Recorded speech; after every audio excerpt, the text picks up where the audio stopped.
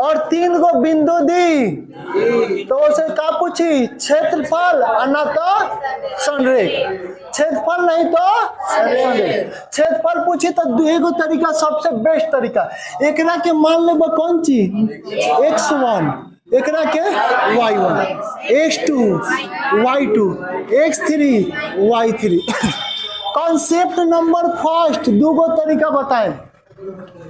हम लिखेंगे। हम जानते हैं इंग्लिश मीडियम सीबीएसई वाला क्या लिखेगा वी नो डेट हम जानते हैं कि कौन सी त्रिभुज का क्षेत्रफल सीबीएसई वाला क्या लिखेगा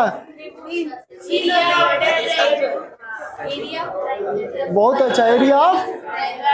बहुत अच्छा त्रिभुज का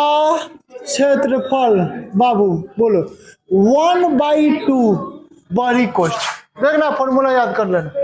1/2 एक बाद कौन सी होता है बोलो तो x1 तो 1 हुई ना बाबू तो 1 के बाद का आवेला 2 आवेला तो हमेशा x1 x2 x3 कॉमन हुई याद रही तो 1 के बाद का हुई 2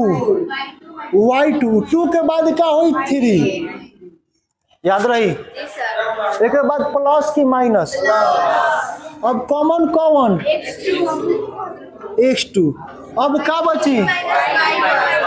2 के बाद कौन सी 3 और 3 के बाद देखा 1 2 3 2 के बाद 3 3 से फिर कहाँ पे प्लस x3 इंटू बोलिए 3 के बाद 1 का 2 y1 माइनस y2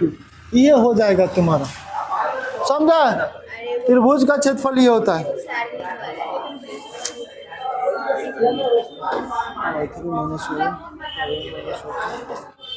चलो एक होता ही हुआ ए बाबू अब लिखेगा त्रिभुज का क्षेत्रफल कौन दुनिया के क्वेश्चन दी 3 गो बिंदु दी दुनिया के ना डिटरमिनर्स में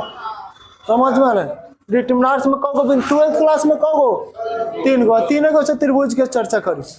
देखो यहाँ पे कहो दी 1/2 x1 के मान बाबू 1 माइनस y2 के मान बाबू